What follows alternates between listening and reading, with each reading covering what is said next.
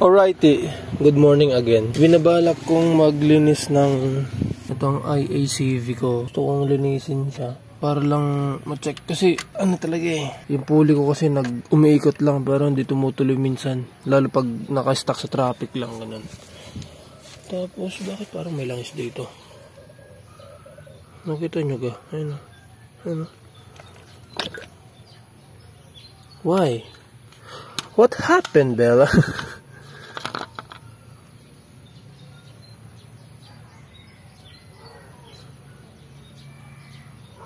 Bakit? Parang may langis sa ibabaw. Check ko ng spark plug tsaka pasang ko nga din yan. Check natin. So, bakit yung oil? Namulas ko dito. Tulos. Check natin yung sunog ng spark plug.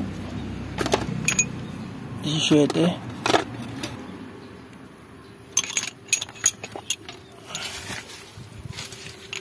Ito yung pangatas.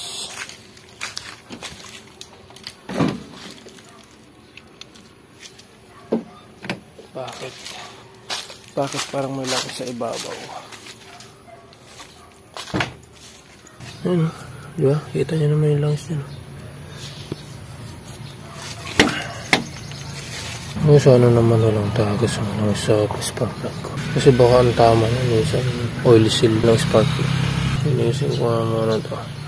Check natin spark plug. Tanggalin ko lang.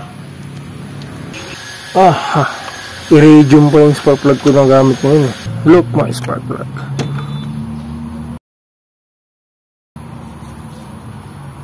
Mukhang hindi ata maganda yung sunog ng gas at langis.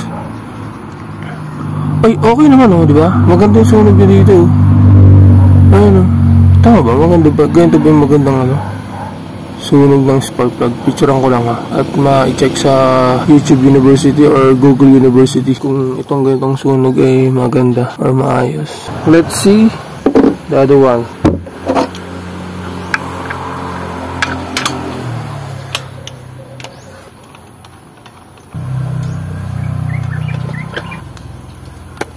Compare natin. Ito yung dito sa number 1, ito sa number 2. Walang langis ito. What happened, Bella? Ito, medyo basa dito. Ito, dry siya. Tapos yung sunog. Pareho naman, parang ganyan yung sunog nila. Ano kaya yan? Maganda ba yan? Good ba yan? Check natin. 1, 2. Lambot Check ko yung air filter. Bago rin yung air filter niya. Number 3. Number 4. Pare-pareho na sunog. Look, my friend. Mukhang pare-pareho naman sunog. Ito may... Yung number 2 lang yung medyo walang shadow langis dito niya. Ito yung number 2. Walang masyadong oil dito sa thread. Itong number 3, number 4. At number 1 meron. Pero yung sunog dito nila. Ayun pare-pareho naman. Maganda naman. Not sure lang ako kung ganitong sunog ay okay. Maganda. Check natin sa Google University. Punasan ko lang. Check din natin ito. Check natin filter. Air filter. Malinis pa. Kasi bago palit lang naman to. Tapos may gagawin ako.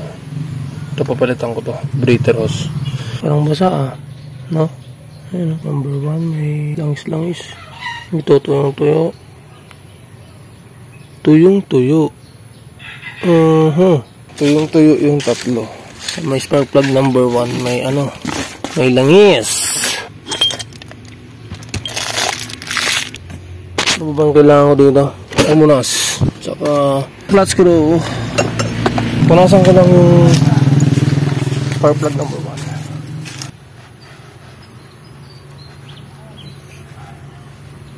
Dahan-dahan lang. Ito yung meron pa din konti pa. Napunasan na natin yan. Wala na masyadong nagre-reflect na langis. Tanggal natin to. Papalit natin itong breather. Kasi breather hose lang pala to. Napanood ko lang kasi sa mga naka-Nissan Sentra din to Nahagip ng camera. Para dito pala yun. Diba? Yan pala yun. Para hindi na dumiretid yung langis. Papunta dito. Breather hose lang naman to eh. Coveran na natin to. Check ko yung throttle body. Let's go. Throttle body check.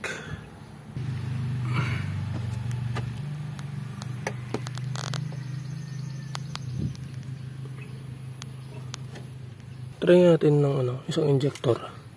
Magbaklas. Kung kakayanin.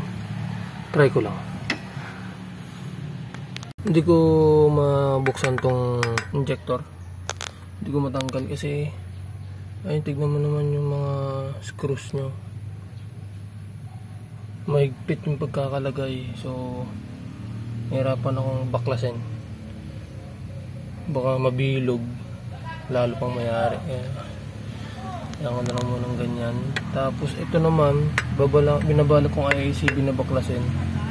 Sabi 22 na open pero wala kailangan ko ng adjustable na wrench.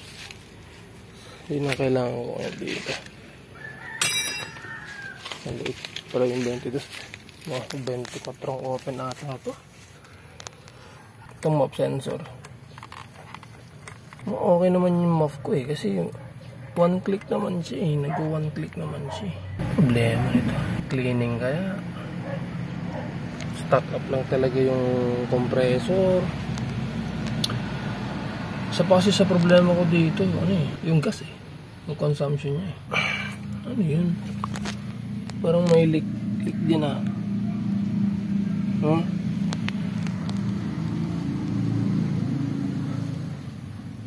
parang may leak ng power steering ko babawas ba 80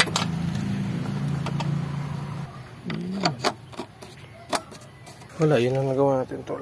Maglinis ng itong mga spark plug. Ito lang nailagay natin. Kasi wala akong lakas na loob para paklasin yan. Bakit naman, baka mabilog ko yan Akit mo ng Manila to tol. Balik na lang natin to.